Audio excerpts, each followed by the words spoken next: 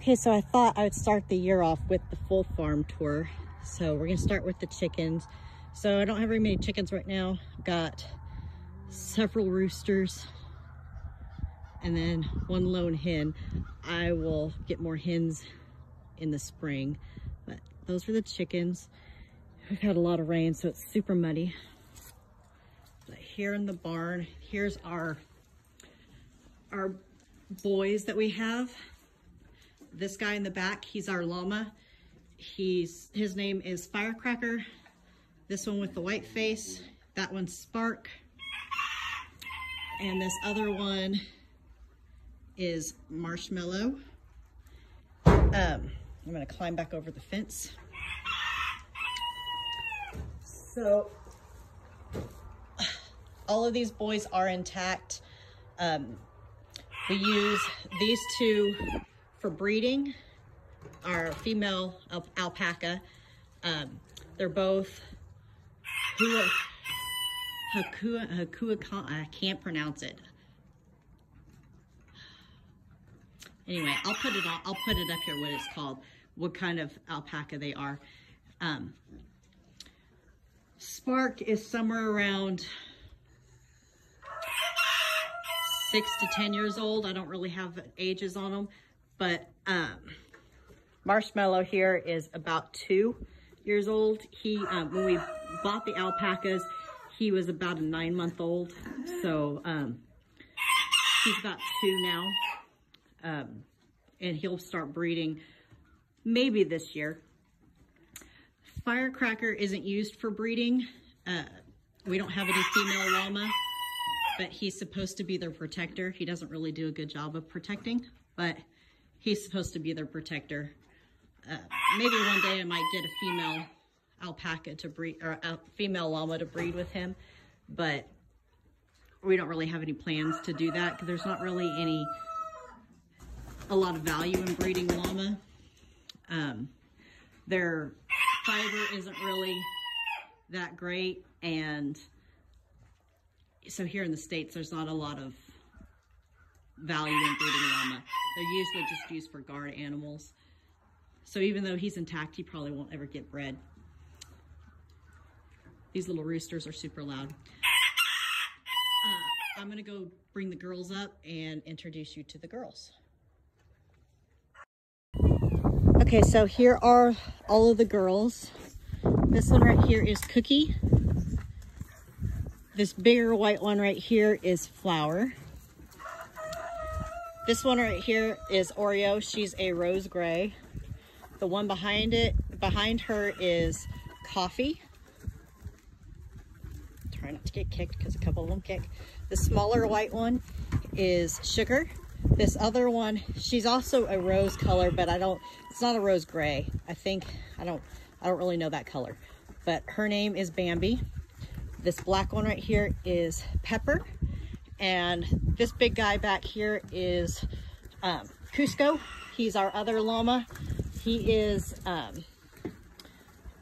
been gilded, so he cannot breed. Some people say they have problems with having a gilded male in with females. He is only with the females when they are eating, and I've never seen him give them any problems. He doesn't even pay attention to them most of the time. And when I was looking for llamas, all I could find, I needed 2 for guards, and I could only find 2 males. But he is gilded. I think he's probably been gilded since he's been very, very young. He's a lot smaller than Firecracker. And so I think that's probably one reason why we don't have any issues with him with the females. I don't even have any issues when I bring one of the males in to breed. He just completely ignores them. So it is super, super muddy. We've had rain for about 3 days, and it is super cold out here. So they look a little rougher than they would, and everything is exceptionally muddy. But these are the girls. We did have babies born this year. One to Cookie right there. Her baby was born premature, and he only lived about a week. He was only 5 pounds when he was born, which is very, very small.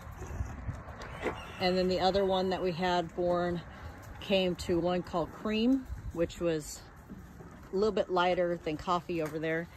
Cream developed an infection when he was about a week old, and the vet couldn't save her. We got her to the vet, but even the vet couldn't save her. We didn't even know she had an infection until the day before she died. Literally, she was eating fine and acting completely fine, and then the day before she died, I came down to feed, and she wasn't eating, and she was vomiting, and she was drinking water, and then vomiting that back up. And I found a vet and got her rushed to the vet probably within 2 hours, and they worked on her all that day and all that night, and she still passed early the next morning. Her baby was doing okay, and then I don't really know what happened to him. He was here I was keeping them locked up at night, so that way I was keeping him locked up in here with the girls at night, so that way he wouldn't be out in the pasture. We have about 9 acres out there, and we do have a lot of coyotes, so I would keep them locked up at night in the corral area.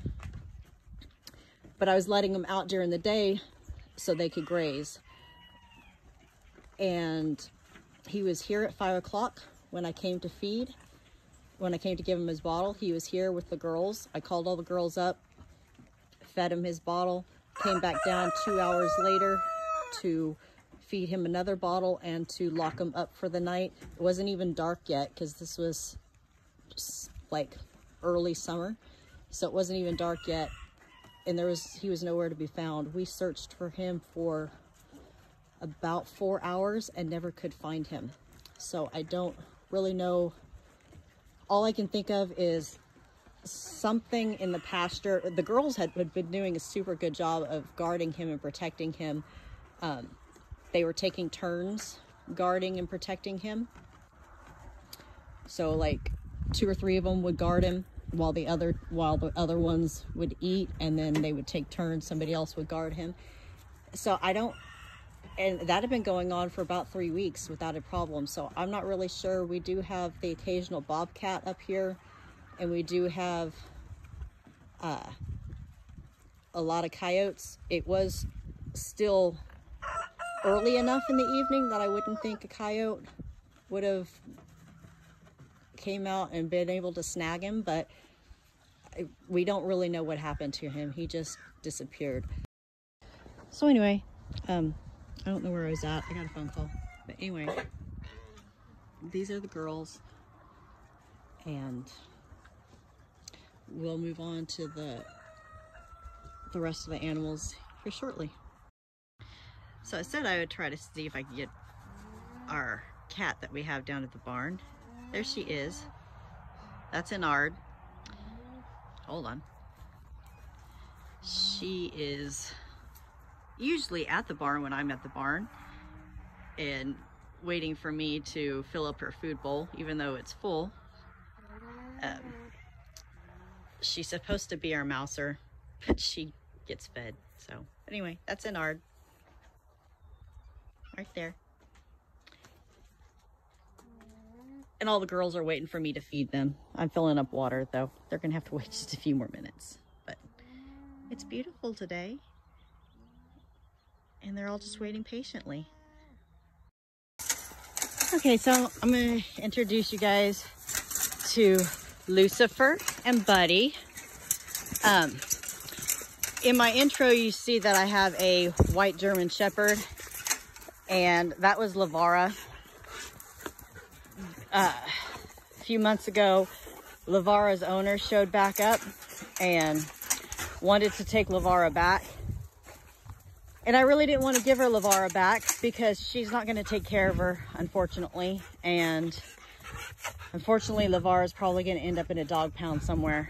But I let her take Lavara back specifically because she knows where I live, and she could come out here and take Lavara anytime she wanted to. And I was afraid if I didn't give her Lavara back and she showed up here to just take her and steal her, she would do something to Lucifer and either take Lucifer or turn Lucifer loose or something. And I didn't want to risk Lucifer, so I let her take Lavara. The thing with Lavara though is Lavara is microchipped, and the microchip is in my name. So if Lavara does end up in a dog shelter somewhere, they're gonna call me and I'm gonna go get her, and I'm gonna bring her back. But literally within 2 or 3 weeks of her coming and taking Lavara, Buddy showed up while our English Bulldog Piper was in heat.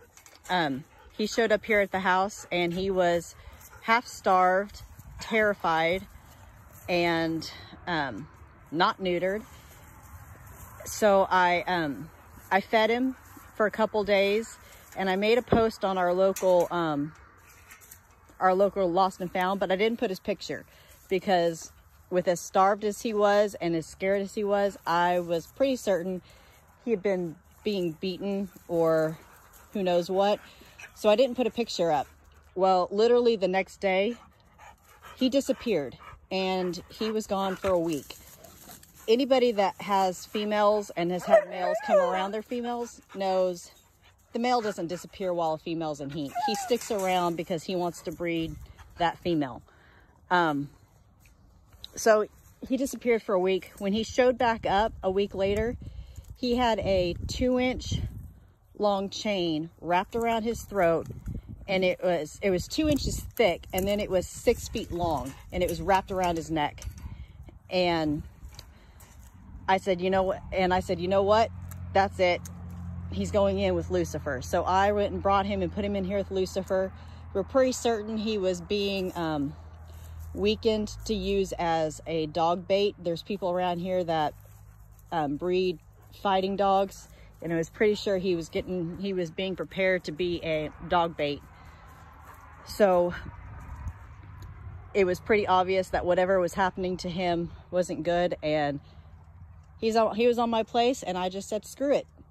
I don't know what they're doing to him, but whatever they're doing to him isn't good.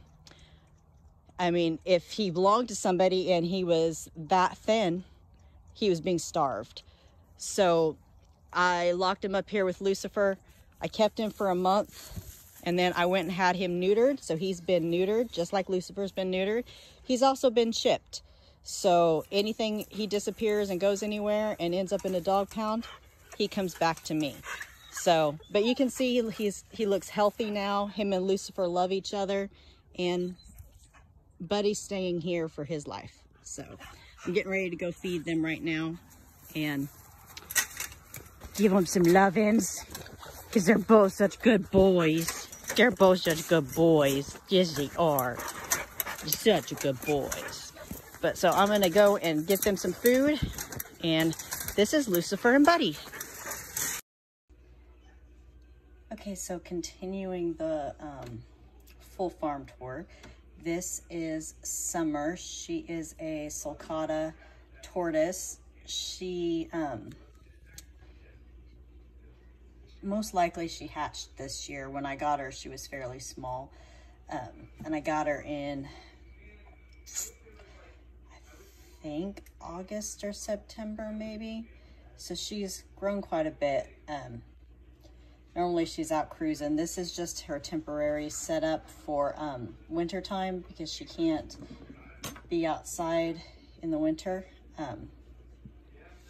So this is her little temporary thing. I do put a lot of seed in it so it'll grow grass and she can munch on the grass.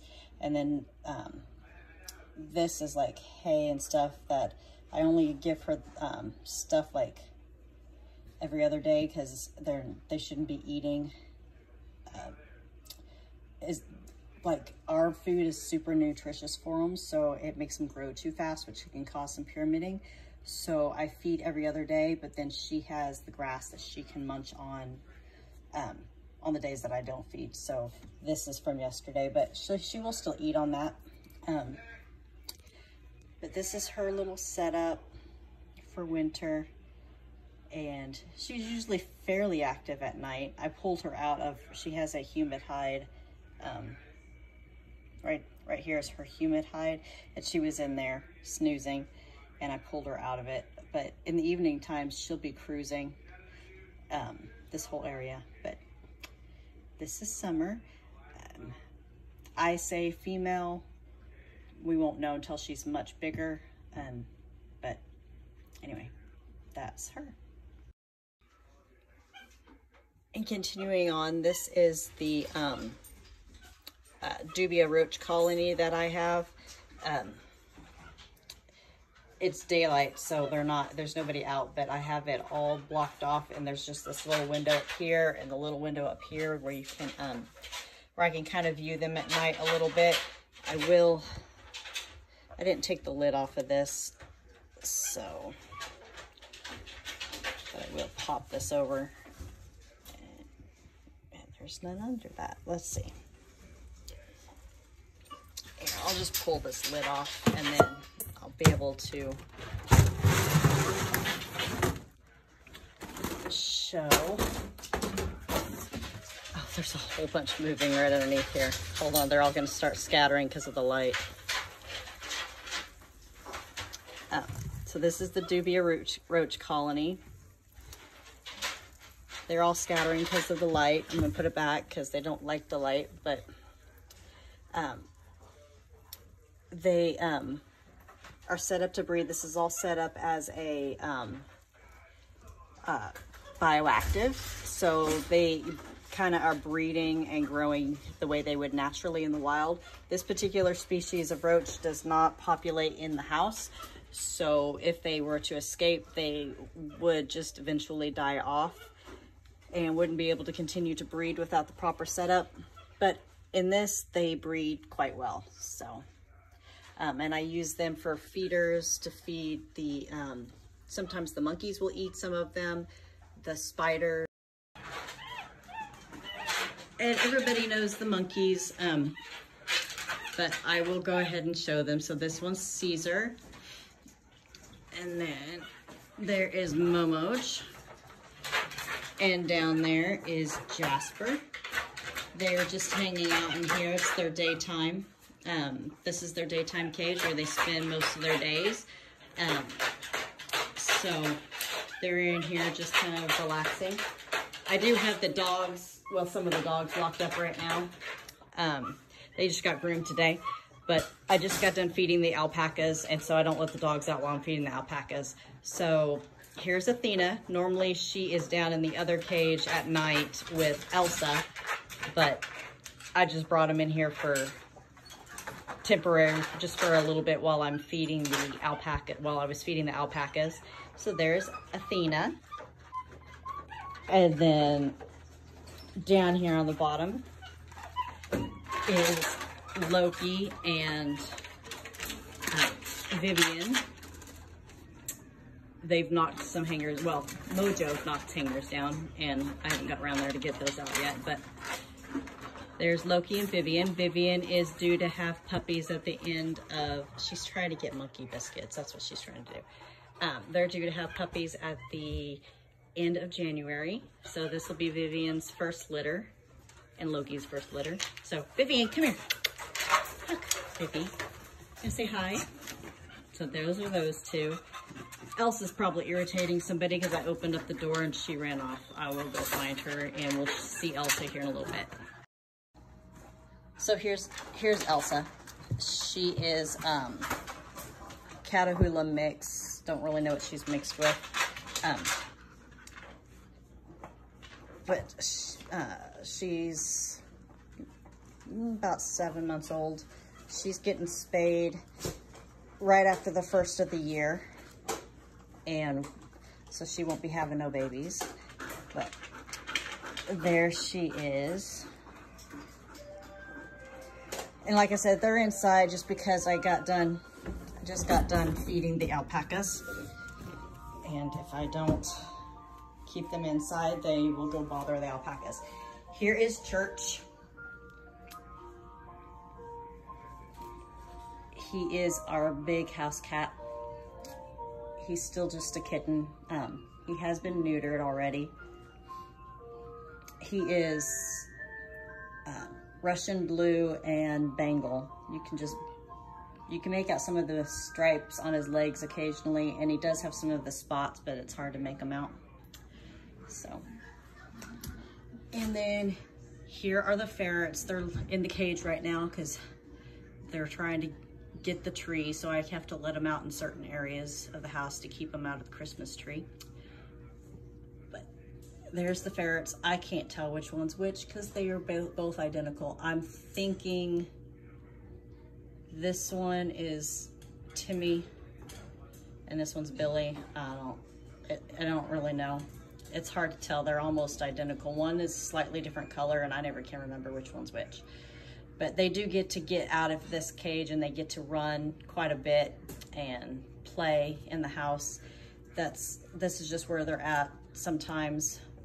And right now, since it's Christmas time and there's a tree up, I have to let them out in a different room to play in, and right now they're just in their cage. But normally they are out running around and playing. All right, so this is my Theraphosa blondies enclosure. It's here in my kitchen. I just got these name tags. These name tags are going to be on any of my sexed adults that are in their permanent enclosures. This guy's molted out male, still not mature, but it's been about 3 weeks since he ate. Well, probably maybe 2.5 weeks. So I'm gonna assume he's probably hungry. So we're going to drop in. There we go. And he'll probably eat 2 of these. There, look at that. I got 2 of them in there. Look at that big boy eat. I figured he was probably ready to eat. His last molt was 7.5 inches. So some people I talked to said that males mature somewhere around 9 inches. So it could be this next molt or the molt after, just depends. He had molted right before I got him. I think I got him in June or July maybe, and he had molted right before that, and then he molted again for me. I'd have to look at my records, but I think September or October, and he just molted again like 3 weeks ago. This is his first meal, but he's pretty big. I'll put my hand back over here so you guys can kind of get an idea. Like, he's not stretched out, of course, but I do have a picture of him stretched out, which is, he's pretty big. Yeah, yes, I'm making a video, baby. But anyway, so his name's Aster. I did name him. So there he is. Doing a little happy dance for us.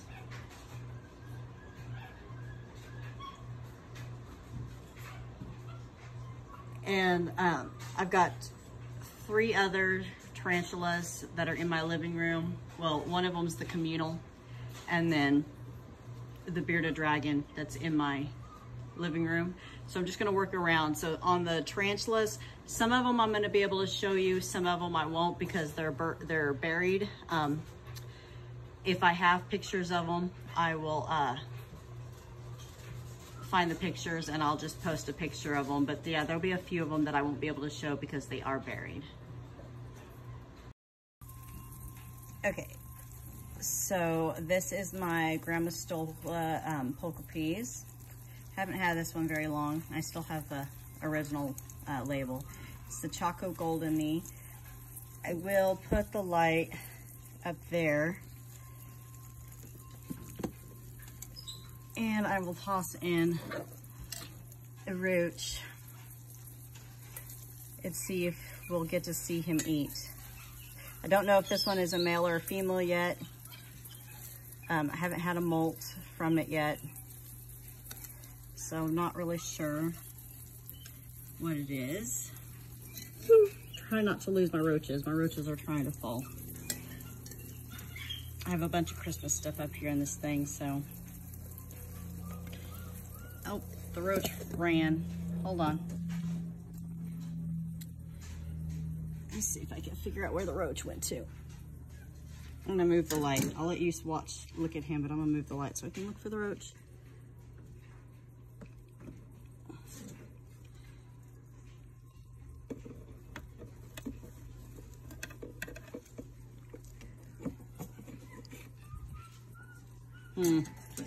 Sorry guys, it's a bad video.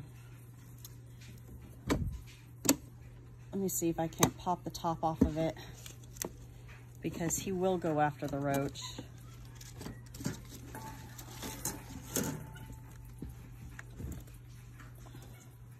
All right. Gotta figure out where the roach ran off to.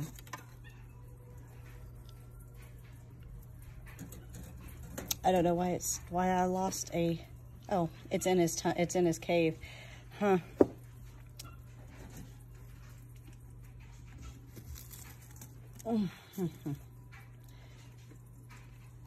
Okay, he ran up there and the roach is still there. I'm gonna try to get the roach while I can.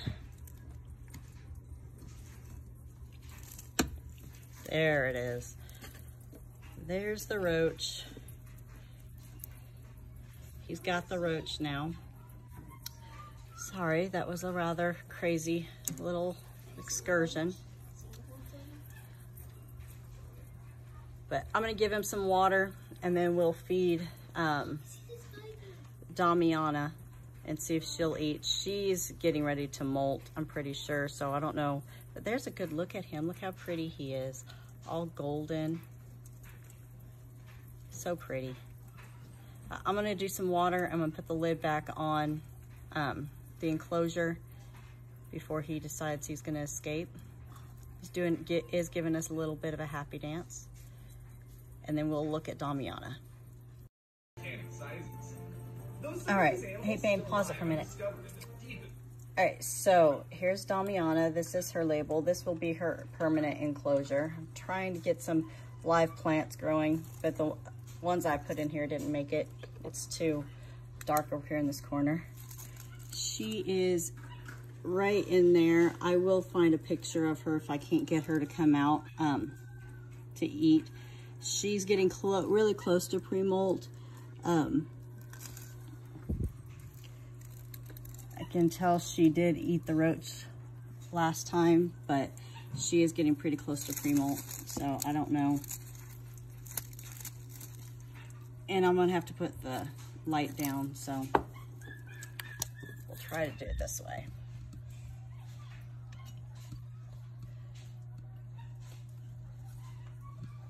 Let me grab a roach here.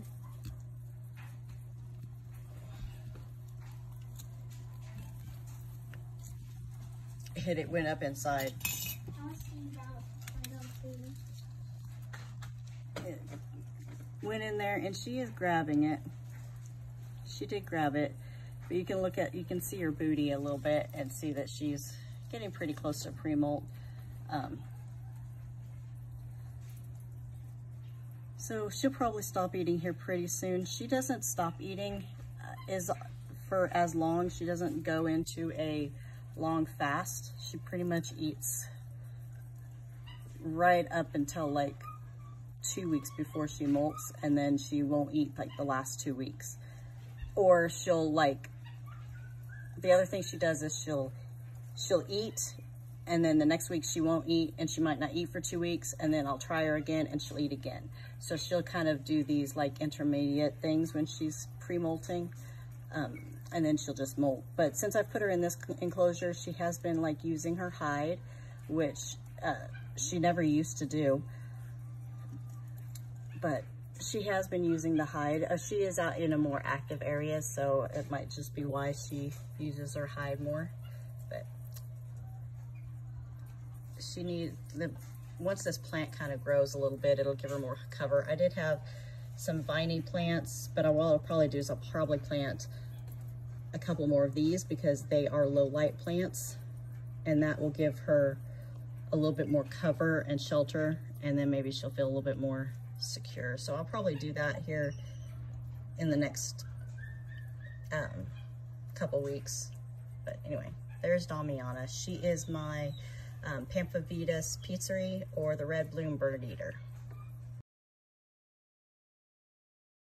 Okay, so the next one I'm going to show you are my willow communal. It's my Monocentropus balfouri, or the Sulcata Island blue baboon. This is an African species. They do web extensively. Look at the webbing. It's awesome webbing. And when I put them in here, there was 4 in here. I did have one out last night roaming around. That's about as good as you're gonna get on seeing them out in the video. I did have one last night roaming around. I didn't take any video of it, but I did take some pictures of it. I think that one is a male. Funny thing is so I had done a little like deal a couple weeks ago, I guess, where I said they were kept opening and closing the door. Well, as the one that was out was roaming around, there was another one inside closing the door. And so it was funny. But anyway, I will put some roaches in here. These guys hardly ever eat live for me. I'm still killing all of their prey. Occasionally I will stick something in here that is alive or mostly alive, and they don't eat it. I'm gonna move some of these rocks over here because I see there's a roach over here, a couple roaches over here that are